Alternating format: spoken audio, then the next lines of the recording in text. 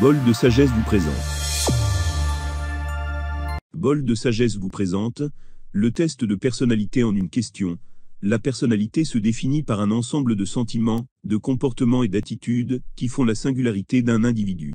Le test de personnalité a pour objectif de définir les traits de caractère principaux d'une personne en fonction de ses points forts, de ses limites et de son éducation. Chaque profil installe au cours d'une vie un certain type de relation aux autres. Ces modèles ne sont ni fixes ni définitifs, car tous les points faibles de la vie relationnelle peuvent être travaillés ou améliorés. Il est important de considérer les limites de la personnalité comme des sources d'enseignement et non comme des défauts. Ce qui nous différencie les uns des autres, c'est l'ordre dans lequel certaines qualités et limites prédominent en nous. Elles sont organisées d'une manière originale, ce qui fait que nous sommes uniques. Le test de personnalité se mesure comme ceci. La manière dont on puise de l'énergie, c'est-à-dire en étant extraverti ou introverti. La manière dont on perçoit les informations, soit par des sensations ou l'intuition. La manière dont on prend des décisions, soit par la pensée ou les sentiments. La manière dont on passe à l'action, par exemple par le jugement ou la perception. Comment savoir son type de personnalité? Pour découvrir à quel type de personnalité on appartient, il est nécessaire de passer un test psychologique. Ce test peut être réalisé auprès d'un psychologue ou d'un psychiatre, ou bien directement en ligne. Veuillez regarder cette vidéo en entier et découvrez votre type de personnalité. Répondez à la question suivante et choisissez la réponse qui vous correspond le plus. Notez votre réponse en choisissant une de ces propositions. Que fuyez-vous le plus? 1. L'envahissement. 2. La trahison. 3. L'immobilisme. 4. L'échec. 5. La faiblesse. 6. La banalité. 7. La solitude. 8. L'imperfection. 9. Le conflit. Et 10. La trahison. Si vous fuyez l'envahissement, vous êtes de nature observateur. Voici vos points forts, ainsi que vos limites. Votre qualité principale est la connaissance. Vous aimez tout comprendre, autant le fonctionnement des choses, que les situations et les événements. L'un de vos grands plaisirs reste l'apprentissage des choses qui vous passionnent, et la curiosité vous pousse à apprendre plus des choses qui vous entourent. Votre entourage apprécie et admire votre intelligence, votre curiosité naturelle pour les choses de la vie, ainsi que votre intuition. Votre motivation principale est d'être reconnu pour vos connaissances et votre savoir. Vous appréciez qu'on vous montre qu'on apprécie votre esprit de recherche, ainsi que votre besoin d'apprendre. Votre tendance positive est le détachement, lorsque vous évoluez et commencez à considérer que vos connaissances ne vous appartiennent pas en propre, que vous pouvez les partager. Vous pouvez même vous engager, avec une relation suivie, à condition que l'autre soit clair, qu'il vous dise ce qu'il attend de vous. Vous pouvez aussi être capable d'une grande tendresse. Votre tendance négative est que vous pouvez être avare de votre temps et de vos connaissances patiemment accumulées. Votre entourage peut alors vous encourager à partager votre savoir. Votre mécanisme de défense a pour but d'éviter le vide intérieur et l'intrusion. Pour ce faire, vous avez développé un procédé de retrait ou d'isolement. Vous êtes volontiers distant avec les autres, et plutôt à l'aise dans le rôle de celui qui regarde et écoute. Vous n'aimez pas vous mettre en avant, ni être regardé. Vous vous méfiez des envahisseurs de vie privée, car vos émotions vous appartiennent, c'est votre territoire. C'est pourquoi, en amitié, vous mettez du temps à vous dévoiler. En situation de crise, vous savez rester zen, une attitude que les autres pourraient parfois considérer comme froide. Votre difficulté majeure est de devoir fréquenter des inconnus. Vous avez des difficultés à exprimer vos pensées clairement et rapidement. Aussi, vous préférez vous isoler plutôt que d'exprimer vos émotions devant les autres, ou pire se retrouver en groupe. Vos principes relationnels avec les autres n'est parfois pas compris, car vous aimez vous isoler, et le faire savoir. Par ailleurs, vous avez besoin qu'on s'intéresse à vous. Il est donc important de ne pas vous obliger à rencontrer des gens, ni vous pousser à prendre des décisions. 2. Si vous fuyez la trahison, vous êtes de nature loyaliste. Vous avez avant tout besoin de sécurité et de confiance. C'est pourquoi vous avez le sens du groupe, de la vie commune, mais à condition qu'elle soit régie par des règles bien établies. Vous recherchez constamment des indices de confiance, et vous vous demandez souvent si telle relation ou telle activité présente un danger. Lorsque les règles et les demandes sont claires, vous vous engagez sans concession et vous foncez. Autrement, vous restez dans l'indécision, la peur, prêt à détecter la moindre parole non tenue, que vous prendrez immédiatement pour une trahison. Pour vous, la loi est importante, la structure essentielle. S'il vous arrive de faillir aux règles sociales et morales, y compris au code de la route, vous éprouvez un fort sentiment de culpabilité. Voici vos points forts, ainsi que vos limites. Votre qualité principale est la loyauté. Vous doutez facilement des intentions de votre entourage. Dans une relation intime, vous pourchassez les preuves de fidélité. Vous cherchez à contrôler les rapports, tout en étant affectueux, parfois trop. Vous êtes exclusif. Votre entourage apprécie votre prévoyance, votre loyauté, votre sens de l'organisation. Votre motivation principale, c'est d'être reconnu pour votre droiture. Votre tendance positive est le courage. En évoluant, la peur peut laisser place au courage. Votre tendance négative est certainement la peur. Votre anxiété permanente vous porte à vivre souvent dans la crainte.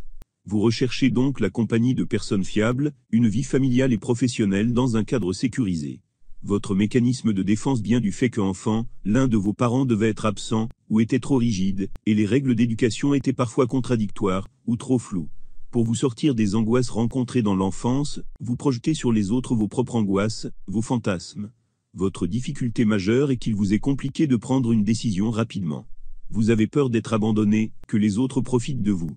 Par conséquent, vous devez améliorer votre confiance en soi. Afin de vous aider à aller mieux, votre entourage ne doit pas jouer avec vos sentiments, éviter les surprises et l'imprévu, ne pas parler derrière votre dos. Néanmoins, ils doivent être francs avec vous et vous rassurer sur le bien fondé de vos actions, sur l'authenticité de votre relation. 3. Si vous fuyez l'immobilisme, vous êtes de nature joueur. Véritable épicurien, vous fuyez à la fois l'immobilité et la souffrance.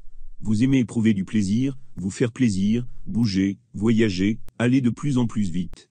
Vous créez des réseaux d'amis, pour varier les rencontres et élargir votre champ d'action. Vous vous lancez dans 1000 découvertes, expériences et activités nouvelles, pour profiter de la vie. Dès que vous sentez l'ennui arriver, vous changez d'activité, aussi est-il souvent difficile de vous suivre. Cependant, si vous avez un tempérament joyeux et positif, vous n'aimez guère qu'on vous confie des malheurs, pour éviter d'entrer dans les émotions. Cette course permanente est une fuite en avant qui vous empêche de vivre le moment présent et entraîne l'inconvénient de vous éparpiller. Enfant, vous ne vous êtes pas senti assez protégé, c'est pourquoi certaines peurs restent encore inscrites en vous. Vous avez aussi dû percevoir la souffrance de votre entourage, et vous avez évité d'affronter des moments pénibles en jouant. Voici vos points forts, ainsi que vos limites. Votre qualité principale est l'optimisme. Ce que les autres apprécient en vous reste votre joie de vivre, votre optimisme, votre sens de l'initiative, et vos compétences professionnelles. Votre motivation principale reste d'être reconnu pour votre joie de vivre. Par ailleurs, vous devez améliorer votre stabilité, la persévérance et la tolérance. Votre tendance positive est sûrement la sobriété, mais seulement lorsque les problèmes de dispersion et d'incapacité de choisir sont résolus. Votre tendance négative est l'intempérance, ainsi que la recherche des plaisirs. Pour éviter la souffrance et l'enfermement, vous avez développé un mécanisme de défense, qui est une rationalisation excessive. Votre entourage devrait toujours aller droit au but, s'intéresser à ce que vous faites, même si on a du mal à vous suivre.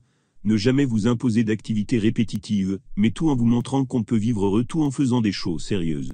Votre difficulté majeure est de ne jamais avoir assez de temps pour tout faire. Apprenez à écouter les autres avec patience, et à surmonter les désirs. Par ailleurs, vous êtes souvent à l'étroit dans une relation, car vous n'aimez pas affronter de face les problèmes quotidiens, ni vous engager, ce qui provoque souvent des difficultés dans vos relations. Vous êtes de compagnie agréable pour ceux qui vous acceptent comme vous êtes. Faites-vous confiance. 4. Si vous fuyez l'échec, vous êtes de nature battant. Le travail et l'action sont les moteurs de votre vie.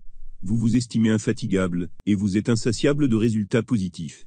Organisation, prévision, partage, création sont pour vous les valeurs de toute personne courageuse, qui sait comment vivre pour réussir.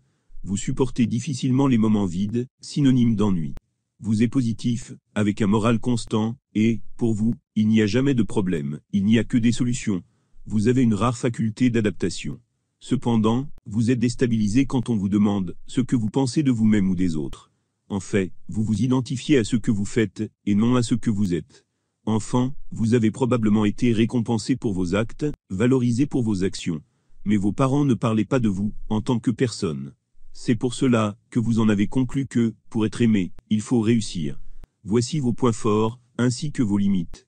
Votre tendance positive est que vous êtes généralement de nature positive et authentique. Lorsqu'un battant comme vous évolue, il devient capable d'être vrai, et d'exprimer ce qu'il est vraiment.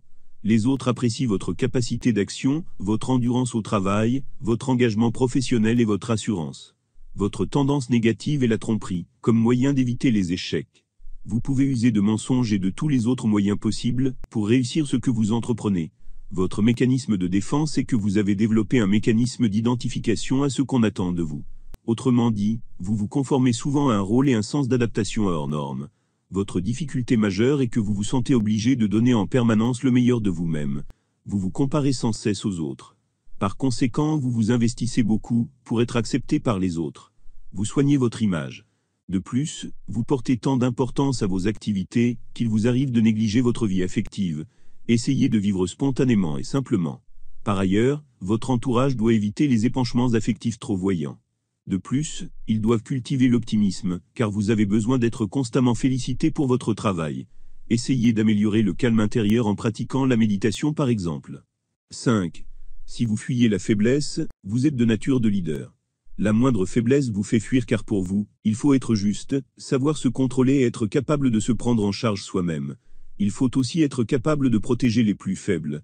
C'est pour eux que vous développez le plus vos qualités de force et de courage. Vous appréciez vraiment les autres à partir du moment où ils ont une personnalité affirmée et lorsque vous savez à qui vous avez affaire. Autant vous pouvez vous mettre en colère avec une énergie considérable, autant vous pouvez mettre vos compétences au service d'autrui. Vous considérez la vie comme un éternel combat parce que rien n'est acquis facilement et vous passez outre les signes de fatigue. Si vous aimez aider, c'est souvent pour ne pas dire non, car vous considérez cela comme une faiblesse. Vous aimez diriger et êtes souvent débordé. Enfant, par manque d'amour, vous avez mis en place le déni de vos faiblesses comme moyen de défense. Voici vos points forts ainsi que vos limites. Votre qualité principale est le courage, et ce qui vous motive le plus est d'être reconnu pour votre force de caractère. Cela demeure votre motivation principale. Néanmoins, vous avez du mal à reconnaître que les autres peuvent penser différemment. Vous vivez une relation comme un combat. Vous risquez d'être possessif, tout en ayant des difficultés à vous engager. En cas de conflit, vous avez tendance à vous replier sur vous. Votre entourage apprécie votre détermination, ainsi que votre courage. Par contre, ils ne doivent ni vous flatter, vous mentir, ni essayer de vous manipuler. Il est important qu'ils respectent votre espace vital, tenir les engagements, et toujours parler avec franchise, car vous y tenez énormément. Votre tendance positive est la simplicité, lorsque vous oubliez votre orgueil. Votre tendance négative est l'excès, car vous avez tendance à vouloir en faire trop. Votre principal mécanisme de défense reste le déni, c'est-à-dire ne pas tenir compte de la réalité. Votre difficulté majeure est d'avoir souvent l'impression de bousculer les autres, de prendre des risques pour eux sans en être jamais remercié. Pour une femme, il s'agit d'être considérée comme masculine en raison de son goût d'entreprendre et de son audace. Les points d'amélioration sont le lâcher-prise et la simplicité. 6. Si vous fuyez la banalité, vous êtes de nature affectif. Vous avez horreur de la banalité, car d'après vous les émotions tièdes sont sans intérêt, et une vie moyenne n'a pas de sens. Vous recherchez le beau, l'esthétique, l'originalité, et surtout l'intensité, tant dans la vie en général, que dans les émotions en particulier. Vous avez une grande faculté d'empathie, avec les émotions des autres, même si elles sont difficiles à supporter. Votre entourage apprécie votre générosité, votre créativité et le fait que vous soyez chaleureux. Par ailleurs, vos relations sont teintées de romantisme, mais vous gardez vos distances tout en aimant être écouté. Vous n'hésitez pas à exprimer votre mécontentement, peu importe la situation ou la personne. Il vous arrive d'envier la réussite des autres, ce qui provoque en vous une certaine amertume. On peut vous considérer comme un poète, et vous vous qualifiez d'artiste et différent des autres. Vous rêvez d'un monde meilleur, et vous vous réfugiez parfois dans votre imaginaire. Vous fonctionnez sur l'affect et la sensibilité. Vous avez besoin de complicité pour vous sentir aimé, tout en redoutant les relations trop fortes qui, pour vous, ne peuvent pas être durables. Enfant, vous avez manqué de la reconnaissance de votre identité profonde, et avez peut-être même souffert d'une rupture affective. Voici vos points forts, ainsi que vos limites. Votre qualité principale est la créativité. Votre motivation principale est d'être reconnu pour votre différence, vous y tenez énormément. Votre tendance positive est la bonne humeur malgré la situation. Votre tendance négative est l'envie. C'est-à-dire qu'à force d'éviter la banalité, de vouloir trouver une place différente, vous pouvez jalouser ceux qui sont reconnus. Tout au long de votre vie, vous avez développé un mécanisme de défense que certains ne comprennent pas, c'est-à-dire, vous encaissez tout sans rien dire, et vous ne laissez rien voir de ce que vous ressentez, car vous détestez se sentir de trop. Votre difficulté majeure se trouve dans les moments dépressifs assez fréquents, où le doute vous submerge, ainsi que la peur d'être abandonné. Votre entourage est encouragé à ne pas hésiter à exprimer son affection pour vous, et à être sincère avec vous. Ils ne doivent jamais vous comparer avec qui, que ce soit d'autres. Ils peuvent également partager avec vous des moments que vous qualifiez d'uniques. Conseil, tâchez d'améliorer votre humilité. 7. Si vous fuyez la solitude, vous êtes de nature aidant. Pour vous, tout va bien, lorsque les autres vont bien. Pour vos proches, vous avez de l'importance, et votre entourage compte sur vous. Cela vous rassure, et vous donne le sentiment d'exister vraiment. Avec une intuition sans pareille, vous devinez ce qui est bon pour l'autre, vous savez devancer les désirs, être sincèrement serviable. Les autres sont au centre de votre vie, ce qui explique pourquoi vous fuyez la solitude. Votre raison d'être se trouve dans la phrase « J'aime, donc je suis ». Mais vous ne savez pas faire pour vous-même ce que vous êtes capable de faire pour les autres. Par conséquent, à force de vouloir être trop gentil, vous passez vos besoins en dernier, vous les refoulez au point de les ignorer totalement. Il est fort possible que vos besoins n'aient pas été pleinement reconnus par vos parents, et que vous ayez connu de pénibles moments de solitude affective. De plus, vous avez très peur de l'abandon. Voici vos points forts, ainsi que vos limites. Vous vous sentez apprécié lorsque vous vous occupez des autres. De plus, vous aimez être au centre des relations. Vous n'aimez pas les contradictions, car vous les considérez comme des oppositions. Vous avez des difficultés à vous engager dans une relation avec quelqu'un qui n'a pas besoin de votre dévouement. Votre qualité principale est l'amour. Votre motivation principale est d'être reconnu pour votre capacité à vous occuper des autres. Votre tendance positive est l'humilité. Votre tendance négative est l'orgueil. À force de vous sacrifier pour les autres, vous finissez par vous sentir indispensable. En travaillant sur l'orgueil, vous pouvez découvrir les vertus de l'humilité et du désintéressement. Votre mécanisme de défense est que vous refoulez ou réprimez vos besoins. Votre difficulté majeure est que vous avez une mauvaise opinion de vous-même. Vous avez du mal à supporter le fait que les autres n'en fassent pas autant pour vous, comparé à ce que vous faites, pour eux, ce qui vous pousse à devenir rancunier, et d'avoir la peur d'être pris pour un égoïste. Votre entourage apprécie en vous l'attention que vous leur portez, votre capacité d'aimer sans rien attendre au retour, et vos cadeaux que vous offrez qui sont bien pensés. Votre entourage est encouragé à se montrer sensible à vos efforts, et vous pousser à exprimer votre personnalité.